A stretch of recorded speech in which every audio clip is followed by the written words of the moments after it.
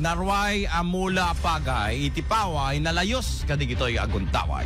Intaman naman itutok bagyo tayo dyan sa may paway Ilocos Norte. Naka-monitor sa dyan ni Idol Dennis. Bagyo IFM News Special Coverage. Idol Dennis, come in. Paladigitan, digiti Banalon, iti Paway Ilocos Norte, dapot oray medyo nakapsot, iti todo na, nalayos, digiti Kapagayan, iti Nadakama, Tangili, dapot naglipyas, iti Kiawat River, iti Kamitingitan, dalapos ni Bakso Partay po na Nando.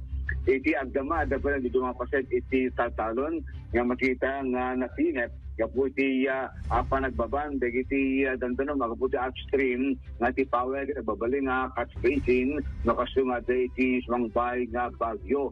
Kuna ni Mayor Sheila Galano iti agdamagit manariman iti panangamon mano iti total damages iti benektirultura kaputi ang gawin pa lang iti inputs sumalek manir iti mga barangay iti syudad iti Paway may salay nga pamilya iti nag-evacuate, iti evac center, iti Paway, agad kinapan iti munisipyo, yung saan nga napan nagpain, iti tapan nag-charge, kapag kinalang ti kuryente, iti laing kalman.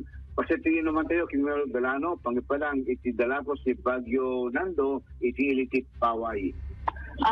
Kadati nagpat na nakamonitor kami, 3 days na nakakonvene kami, iti command post ni evacuation center ni ako sa tatnon alalis ko kami at responder ka digiti barangay.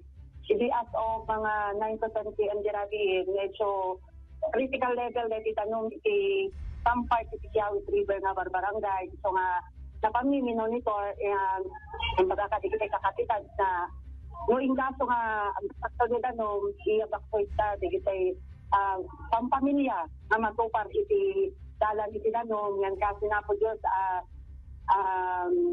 bayat tinagpatag awag niya iti ado nga in my evacuation center. Dalang may nga pamilya na from barangay na Lasin. Managsakan ti Mayor, kaputa ako nang nagbaling pasaway, wala tang kintiul na, dugit nagtulgod da, nga nangiyapaing ti pagbagida, ng kaso lang, nga da iti panaglayos lang.